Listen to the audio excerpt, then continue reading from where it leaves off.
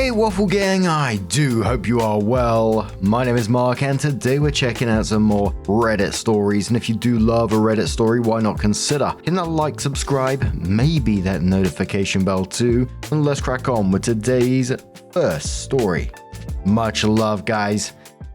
Now today's first story's OP is Oh Blonde One, but it's been compiled by Boring History Fan, and the post originally came from the Entitled People subreddit.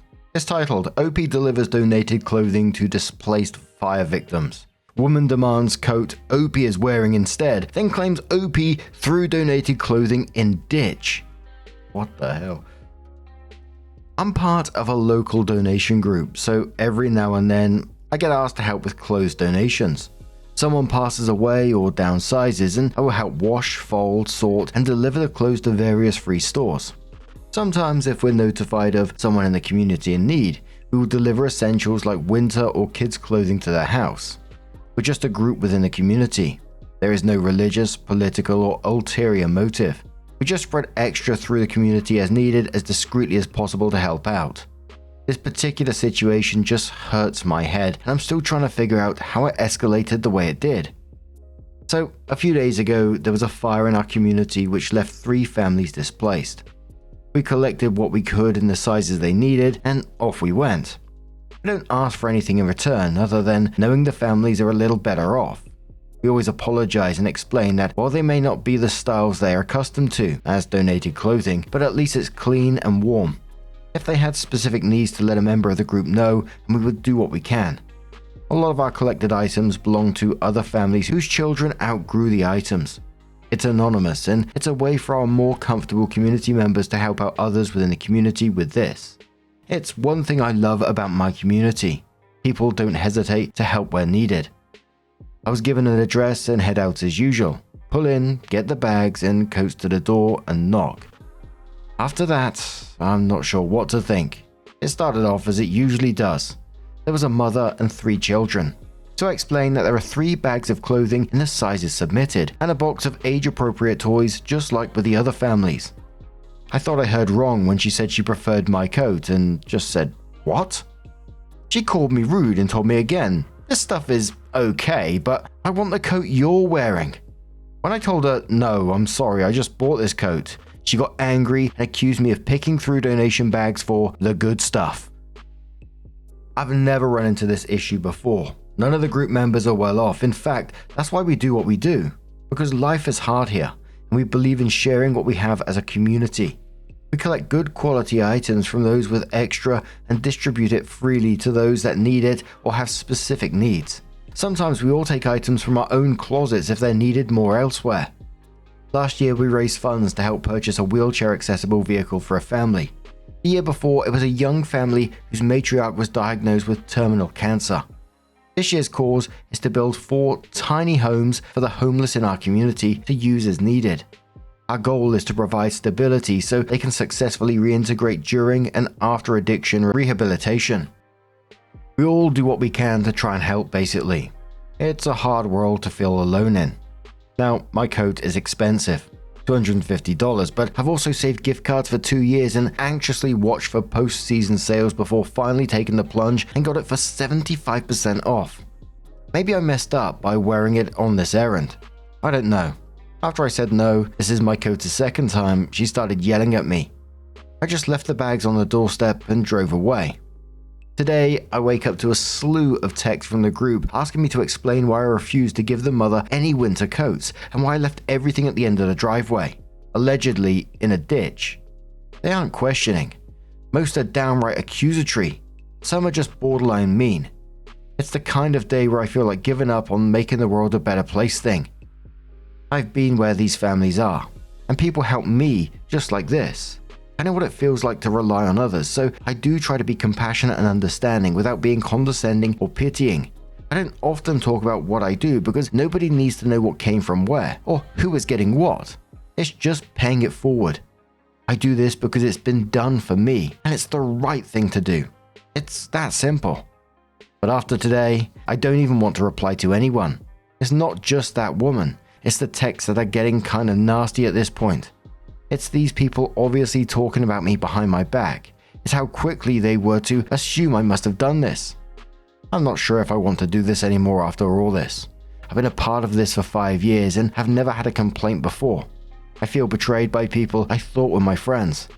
It just all feels gross, dramatic, and depressing now, and that's not how this is supposed to feel.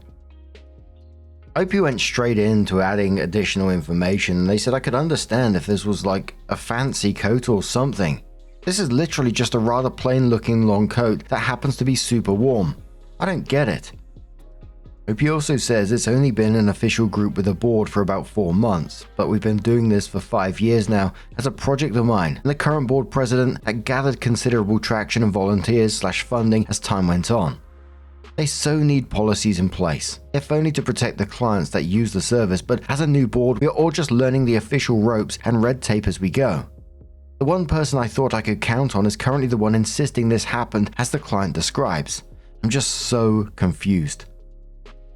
OP also says, we did need a board in this case as we are partially federally funded. The community pantry is anyways. It's a requirement, unfortunately. And I've had 1 out of 5 members of the charity group text asking if I'm okay and what happened. The rest seem to believe that I did this. I don't know how to move on from this because the truth will come out eventually in a community this small. It always does. The question now is, do I want to be involved with people like this? I don't think I can trust them after this. And someone says to OP, maybe take a breather from the group. The way they treated you is horrible. OP says, the issue is I can't avoid them either. I'm going to have to answer eventually, either via text or in person. The longer I wait, the worse it will be. I know that, but I just don't want to deal with this either. Small community. The truth will come out eventually. But it's now obvious that I can't trust these people. No matter what's said after this, the damage has been done. OP then comes in with an update and says, as suggested, I did text them as a group in bullet form, stating facts only. Edit, sorry for formatting, copy and pasted from text. 1. Items were carried to front door as per usual. 2. Client requested my personal attire. 3. Client accused me of theft from donation bags. 4. Client verbally abused me. 5. I left the following on client's doorstep. Half a bag of women's clothes in sizes medium to large. 1.5 bags of children's clothes sizes 3 to 8. 1 times bag of assorted linens and towels. 1 times box of assorted children's toys and books. I'm trying very hard to understand the context of some of the messages I've received about this, and I'm truly confused as to why anyone would think I would purposely degrade a client. You all know my history and reasons I participate. As I feel I no longer have a place of trust within our group, I'm formally resigning from my roles within the committee and the group. I will, with your blessing, remain on the helping tree as a contact. So far the replies are very interesting. They range from apologetic to accusatory to narcissistic. The most interesting one so far, I think, was not intended for me and insinuated that this was for the best. I can't believe how naive I've been. There's an emergency meeting being scheduled for next week, as apparently you're not just allowed to resign mid-term from a board like this without a valid reason, which I think I have.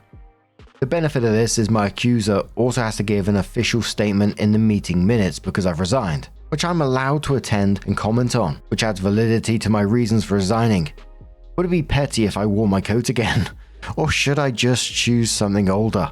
Genuinely asking. I don't want to make things worse. I just want out to do my own thing. Rumors are already starting and seem to be in my favor. Small towns are terrific and terrible for that, and I've been texted asking me to withdraw my resignation for fear this may cause an irreparable rift in our charity group. I have 8 months left to my current term as secretary, a position that requires the trust of the board members to record accurate notes, which I no longer feel I have. I don't want my character unfairly questioned again after I've worked so damn hard to build it up. My resignation was intended to prevent drama and divide. It is doing the opposite. What would you do? I feel like I'm damned if I do and damned if I don't. Someone says, not allowed to resign? What are they going to do? Ground you? OP says, with a formal board, there are steps to take to remove a member of the core board. President, vice president, secretary, treasurer, committee heads. Also, I'm being told, this may be a stall tactic. I'm going over the current bylaws and policies, but it's a small font and a hard read. OP says, I'm surprised and touched by how many clients are defending me, but I think this is what's causing a lot of drama and distrust both within the organization and with those that use it, which is exactly what I was trying to avoid by quietly resigning. It just sucks, for the lack of a better word. I feel like the religious have it wrong. It's not judged, not lest ye be judged. It's just be judged these days. A commenter says to OP, going forward, it needs to be mandatory that there be 2 delivery people on every delivery. No excuses. There will be people in the future that are in dire need of your group's services. Please do not let that woman's behavior stop you from helping those who appreciate your work. And bonus if the other helper has a phone's camera on. You have documentation and they grow manners if they didn't already have them. Has anyone gone by the house again to see if there was really a ditch? OP just replied, oh my dash cam. I'm gonna check it. Thank you so much. OP says no audio, no clear aha moment, but it does show enough. It shows me pulling in and that there's nothing on the porch. It shows the car moving slightly as I take the bags out, and it does show a bag being deposited on the porch as well as at least 2 coats and snowsuits. As I back out, you can almost see the whole porch. You do see her outside, but the definition isn't good enough to see her face or what she's doing. I'm also still not sure what proof, if any, has been submitted by my accusers, who I'm told has been dropped from the Helping Tree Community Pantry Registry. I'm actually starting to get very angry. That woman messed up, but she has 3 kids under her care that deserve to eat and be clothed. This is going way too far. OP comes in with an update and says, ungrateful client is board president's former sister-in-law, and yes, they're still friendly. And says, small towns. I can't wait for next week. A commentator did say to OP on the back of this, I knew it, this whole fiasco smelled strongly of being completely orchestrated. Typical small town intrigue and power struggle when there's only one that's struggling for power. President wants you kicked out because you're a co-founder and she wants to take all the accolades and applause from the community. Go get your reputation back, sweet lady. You are needed and necessary to the community. If you weren't, you wouldn't have been doing this charitable work for 5 years. Fight, fight, fight. OP says I'm trying to figure out how to walk away, but still acknowledge what's going on without hurting the board. They do good work, that's needed. I can't torpedo that no matter how I feel, and that's the problem. I think I'm going to ask for an official board inquest, which is within my rights according to our bylaws, before I go. I can't see someone doing this over reputation or clout. I certainly hope not anyways. But if the inquest finds this was planned, who the fuck does this? I would have grounds to have the board president removed. It's not pettiness. I don't want to see this done to someone else. But you're right. Something stinks here and it gets worse by the day. I'm going to look into... And then the comment ended there. OP also said I'm going to submit a statement to the board with footage from my dashcam that shows at least 1 bag clearly on the porch. Unfortunately, I forgot to itemize the coat/3 snowsuits and boots dropped off in my group text, so I do have to justify that one somehow. I also just heard they dropped off another 3 bags to the woman, including winter gear. I think it's an attempt at damage control, but I also think they're moving in the wrong direction, given what I'm hearing from many. If she tries to sell the excess like many seem to think she will, this will all come to a head so much faster. Either way, I'm ironically the least invested in this around here at this point. Small town drama. OP then says, I admit, looking back, it is odd that I was given this client when others were closer. I thought it may be because of scheduling conflicts, but I'm finding that's not the case either. Interestingly, there are rumors going around that this was staged. I'm trying not to pay attention to rumors without proof, but I'm starting to wonder. I hate this with a passion. It all seems so damn stupid. I'm still so confused. The meeting has been scheduled for Wednesday night, 2 days' time. I haven't decided if I'm going yet. I don't want this drama to derail what has been a good thing so far. I may just submit my statement and resignation and leave it at that. Popular opinion is on my side, so why make it worse? A commenter replied to OP at this point and said, I agree with this so much. People have had to do that here in my town too. We have small groups that helps out the community that aren't in any organization or charitable groups, just themselves giving back. We had specific residents in town that were running their mouth and taking donations and selling them for money. Eventually, these residents were burning through different community groups and established organizations, and they would complain about each one saying they weren't helping and deliberately causing trouble. These groups did post on Facebook telling their sides of the situation, just like you suggested. Well, those residents kept doing this and blaming people for not helping, blah blah blah. It didn't take long for the rest of the town to realize that these specific residents were pulling these scams, and they were booted out of all community groups in town. Sometimes you do have to stand up and tell your side to the community. Eventually the truth will come out. Opie then comes in and says, "You are brilliant." After reading this, I started thinking about other groups that this woman may have been a part of at a previous location. Well, I now have 4 witnesses to past behavior willing to come with me Wednesday from 3 groups that have been similarly burned by this woman. The question is, do I want to take it that far? I do, and I don't. I feel this has taken up far more valuable time, and it's taken away from the original purpose of the group.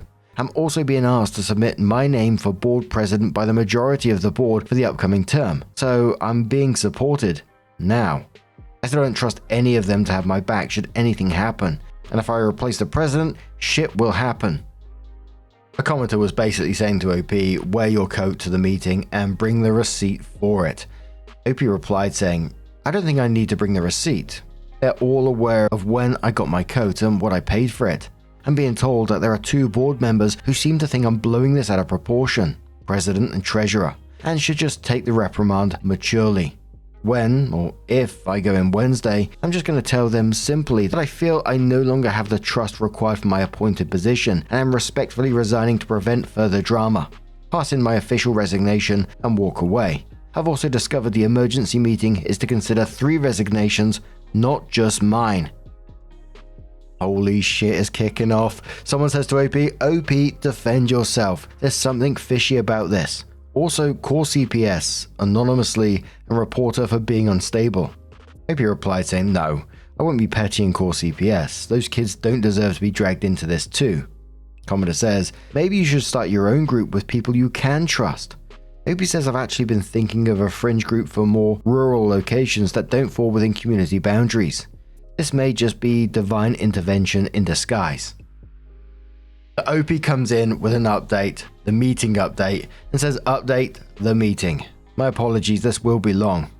As I parked, there were a couple that stopped to say hi, but the majority of the board did not acknowledge me.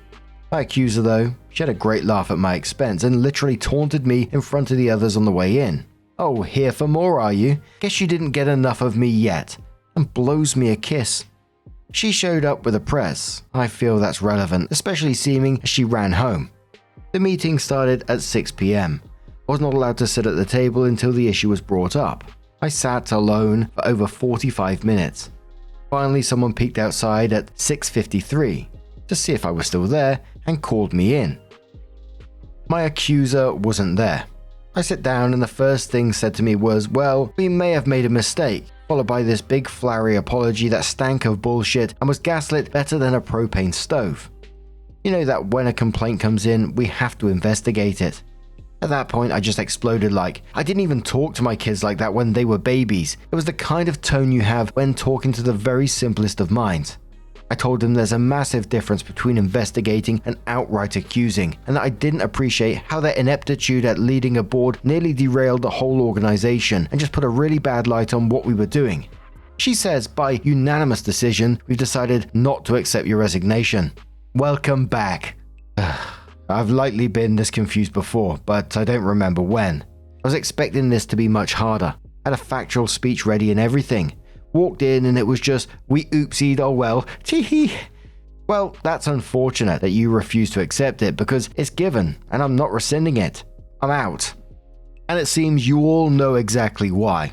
For those who have reached out to me, I consider your offer of leading this board, but at this time, I'm not comfortable with the lack of trust and transparency I'm seeing, and left. My phone has been blowing up all night. I meant to update immediately, but it just kept ringing, tinging. I've never heard of tinging before. I don't even know how so many found out. Good old gossip is my guess. But I had over 30 calls and just as many texts and social media messages. So what happened while I was waiting outside? My accuser decided to get on something pre-meeting, literally acted like a wild animal at one point.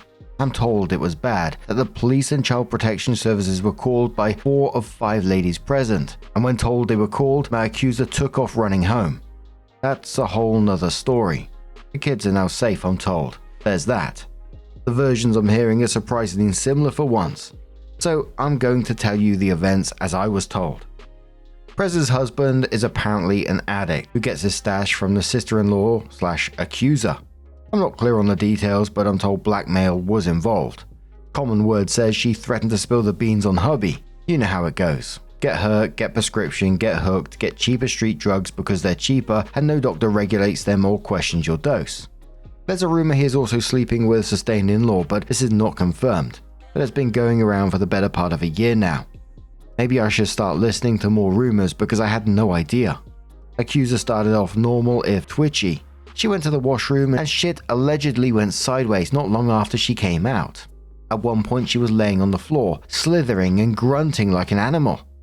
I wish I could have seen it, but kinda glad I didn't. When accuser left, it swayed the remaining 2 votes my way. There was a discussion on how to handle me, where the press just said she had followed the board on the vote after they shot down a suggestion that the complaint still be addressed. The way she glared at me when I came in, yes, wearing my coat, tells me she was not happy about it either. The vote was unanimous to keep me. I did not wish to stay after all that. Tomorrow, they have an open board meeting to tell people what happened, as transparency is ironically a promise we made to the community so they know exactly who and what they are supporting. I won't be there, but a lot of angry and confused people will be. I'm glad I'll be missing it, but I have a feeling I'll hear all about it. I'm told there will be some calling for Prez's resignation. We shall see, I guess. I started this feeling lower than low. Tonight I'm surrounded by positivity and I feel good about this decision. Is this karma? It feels like karma. Steps already being taken to form what we will call the Fringe Farm. We will collect fresh farm goods donated by local farmers and deliver to homes that need a little extra, focusing on those that live between communities and people new to rural life. Eventually I hope to offer clothing and household goods, but I need to find a source outside the community so I'm not taking from the original group. I also have a preliminary board, comprised of 3 of 5 members of the original board. I told them they have to finish their term at the group because they do damn good work and it's not fair to those that need them just to walk away. Hypocritical? Maybe, but I refuse to torpedo the group. 2 still submitted resignations because they're just flawed by the last meeting. Theirs was depending upon mine, so their exit meetings are being scheduled for next week because they no longer have a secrecy to record minutes I'm being asked to. I'm also being asked to submit my name for president should the current one agree to resign. I haven't decided if I will. I feel that will come across as petty and to be honest, it's no longer my business. Thank you for the encouragement. I'm not sure if I would have the courage to attend if not for the overwhelming kindness and support shown here. By strangers. Shakes head. You have no idea how much this meant to me when I needed it. Thank you. Opie says update 2. The open meeting was a shit show, I'm told. President was called to resign. Refused. So the board resigned. The group is now being led by the president and that's it. So it's essentially dead. You need minimum 3 board members to continue as a registered charity or non-profit. Nobody out of approximately 50 people raised a hand when they asked if they wanted to join. The Fringe Farm by comparison has more volunteers than we can organize. This is the group started after you lovely folks helped me decide staying wasn't worth the trouble. I have mixed feelings over this. One, it's nice to feel validated. The other, I really don't like how this went down for too many reasons to count. Our first task as a new org? Writing an ironclad policy everyone agrees with, including specific steps to collect, file, and address complaints or concerns. Opie comes in with another update and says the aftermath. It's been interesting. The old group has dissolved. Nobody wanted to work with the president anymore after all that. They held an emergency meeting to try and figure out why most of the board submitted their resignations, and it was a shit show of president accusing the remaining board members of conspiring against her, which caused the last remaining board members to also resign over time. My new board, Fringe Farm, is thriving. We've taken over collection and distribution in our area and 2 others as we've merged with 2 other small groups to tap more resources. Imagine my shock and surprise when the original offender called my treasurer and asked to be put on the list. Of course, we did help her, but we took the secretary's minivan and all 7 of us went as a group. When we got there, it was the former president's husband that answered the door. Our first task was to have an ironclad board policy that states anyone accused of wrongdoing will be spoken to privately by the president and vice president. Neither are me. I prefer to work behind the scenes, prior to anything else. I'm hearing rumors that former board president, P, isn't doing well. When the shit hit the fan, her husband left her for sis-in-law and they've been methed up ever since. I honestly feel bad for her. They have no kids and it's now just her. We're having a meeting next week and I believe we're going to invite P onto our board in a non-authority role. After hearing everything that went down afterwards, she's had to get a job and they're currently trying to sell their house and divorce proceedings, so I guess the rumor he was getting a little more than drugs from sis-in-law was accurate after all. Rumors say P is in a massive debt thanks to her husband's addiction. I don't think she should have to go through it all alone. I also think her situation was causing her an immense amount of stress, and that's why everything happened as it did. She knows she messed up. There's no need to rubbing salt in her wounds. Reflection. This has been a very eye-opening experience into how our personal lives can seriously affect our moods and actions, I think. We never really know what someone else is going through and why they behave the way they do. Part of me wishes I knew so I could have handled it better on my end. Part of me is still raging and hurt at how it all went down. Hurt people. It's sad but so very true. A commenter says to OP on the back of all this, you are very kind to want to help someone who tried to ruin your reputation. If you asked her to join your new organization, this should be contingent on a very serious conversation about a lot of subjects. Her husband left her for a family member and drugs, and that's pretty fucked up and awful. However, that doesn't give her an excuse to take it out on someone who wasn't even remotely involved.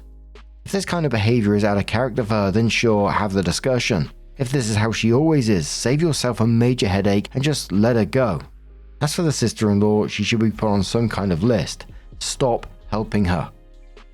OP replied saying sis-in-law is not being helped by our group, but I did refer her to another that has not had dealings with her yet, and gave them the heads up that this person needs help but is unstable due to her current life choices.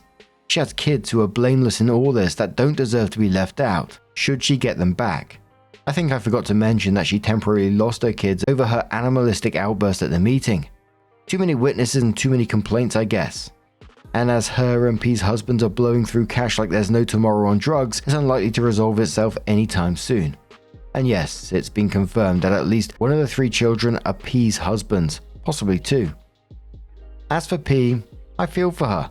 I really do think all of this was a desperate control tactic because she had none in her personal life. I get it, I think. My life from the outside looks perfect. Good kids, great partner, great and satisfying job, decent home and car, and people seem to like me.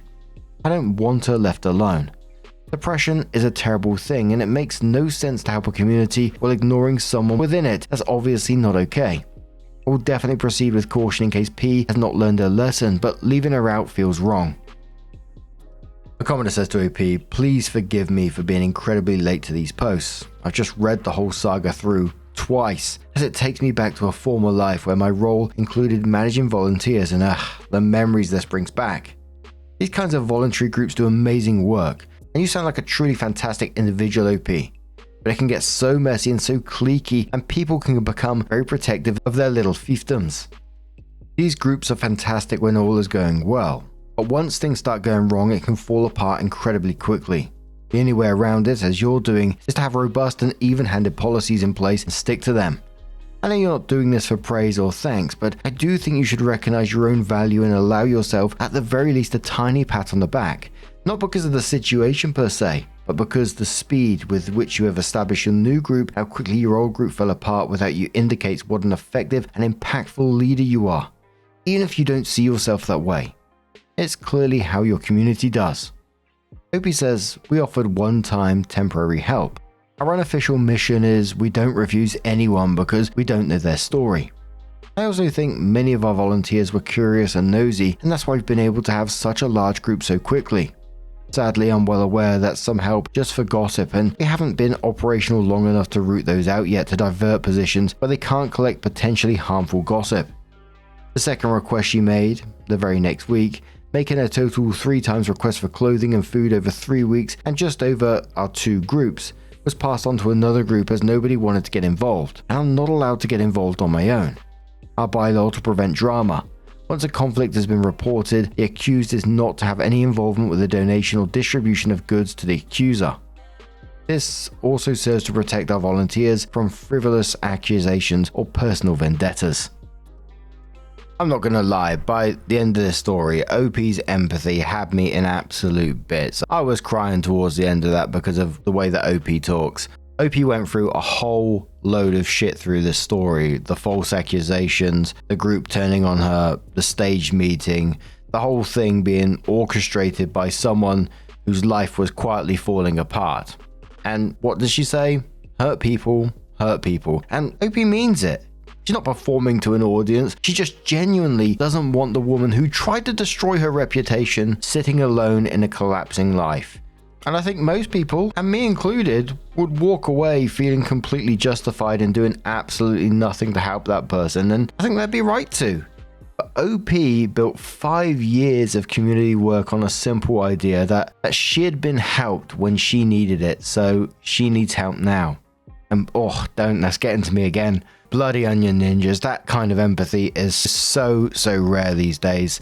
She just sees people, even the ones who don't deserve it. But super good on OP for turning that around, rising above it all, and it seems like she's in a better place than anything. It exposed a lot of shit that was going on and very likely made the community as a whole, a much better place, and the people that's being supported by these groups are going to do much better because of it. Wow. But what do you guys make of this situation? Let us know your thoughts down in the comments below. Now, just a huge thank you for being here today, getting involved in the stories, your love, your support, your time. It always means the absolute world to me. So thank you so much for being here. Truly is absolutely amazing. And hopefully I'm going to see you in the next one. Take care and much love.